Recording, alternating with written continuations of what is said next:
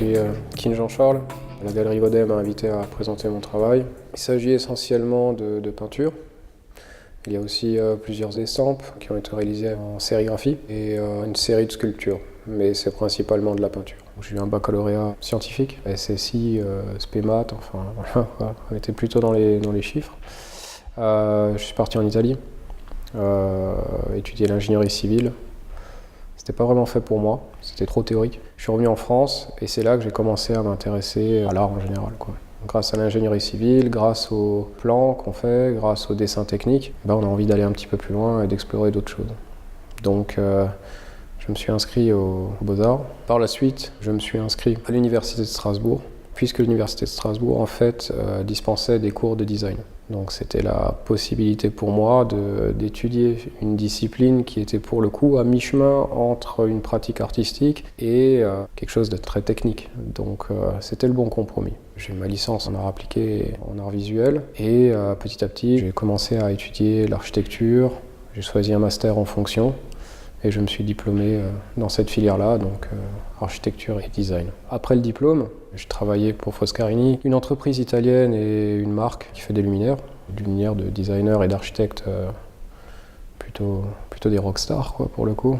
Et donc ça a été l'occasion de faire beaucoup de rencontres. Et au fur et à mesure de mes recherches, de mes problématiques, de ma pratique, il y a la question de la transversalité de l'art et du design qui a surgi.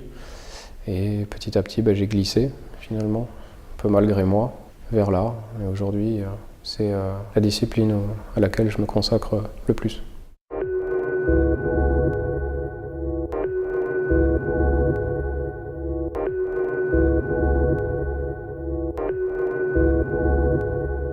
J'ai l'habitude de travailler avec 3 règles qui sont présentes absolument partout. On peut en ajouter d'autres, évidemment, mais jamais en enlever. Donc il y a la structure, tout est basé sur la grille isométrique. Ça vient de mon passé, on va dire, et de mes études où j'ai passé un petit peu de temps à réfléchir et à développer mes connaissances en architecture.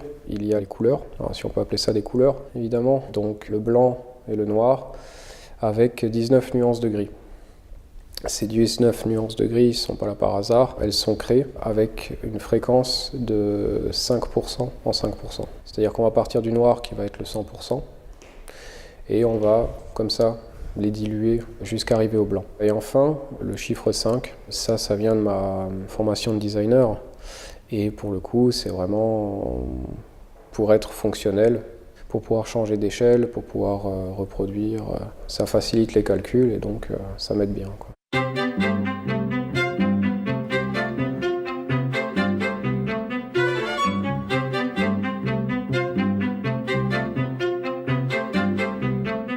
J'ai passé un petit peu de temps en Chine.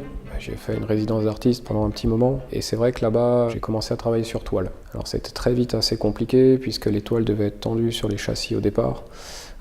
Il fallait les apprêter, il fallait les poncer. Et quand on fait de la géométrie comme ça, c'est assez délicat de tracer des lignes sur des toiles tendues. On n'arrive jamais à avoir un résultat qui est très propre. Donc il faut trouver des ruses, c'est assez compliqué, ça demande beaucoup d'énergie et souvent c'est plutôt risqué. En rentrant en France, j'ai eu envie finalement de m'économiser tout ça et c'est pour ça que je suis parti sur des supports en médium pré-peint, ce qui me permet finalement d'avoir une surface qui est très lisse. Donc lorsqu'on fait des bandes, lorsqu'on fait des zones de couleurs bien marquées, ça permet d'avoir une coupe qui est plutôt nette et ça permet de tracer un trait droit avec les outils adaptés. Donc c'est un gain de temps et de stress.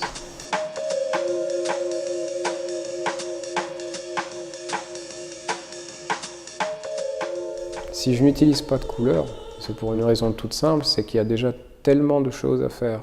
De motifs, de patterns, de formes à explorer. Avec les gris et ces nuances de gris-là, il y a déjà une infinité de solutions possibles. Après, la couleur est vecteur de beaucoup d'émotions. Il y a beaucoup de relief dans la couleur. C'est quelque chose qui m'intéresse énormément. Mais ça demande d'abord une étude vraiment approfondie de la peinture et de la couleur. C'est pas anodin. Ça a une vraie signification, même dans les mélanges, dans la préparation, dans l'association des couleurs. Donc, je préfère travailler avec des outils qui, pour le coup, sont assez clairs, comme un petit peu un Lego, quoi. Un jeu de construction, on a nos pièces, et puis on compose avec. Ça permet d'être plus efficace, d'en voir aussi la limite, mais au moins d'en avoir fait le tour et d'être à l'aise avec ça, quoi.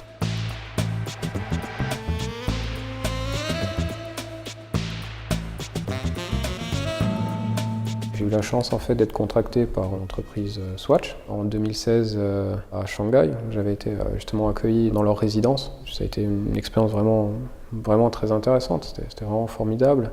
Des liens se sont créés et au fur et à mesure, il y a plusieurs idées qui ont germé de mon côté, du leur. Et voilà, c'est comme ça que les propositions sont arrivées et qu'on a développé cette montre ensemble. Au départ, elle devait être que pour le marché chinois. Finalement, l'entreprise a décidé de l'exporter dans le monde entier. C'est aussi la preuve que ce type de graphisme assez simple peut être compris, on va dire, par tous, quoi. Il y a quelque chose d'assez universel. Pour le coup, j'ai vraiment envie d'aller vers l'abstraction. Je m'intéresse beaucoup à l'art concret, à l'art construit, évidemment. L'idée, c'est d'avoir, on va dire, une recherche peut-être de l'harmonie, de l'équilibre la plus simple, la plus intelligible, la plus pure possible.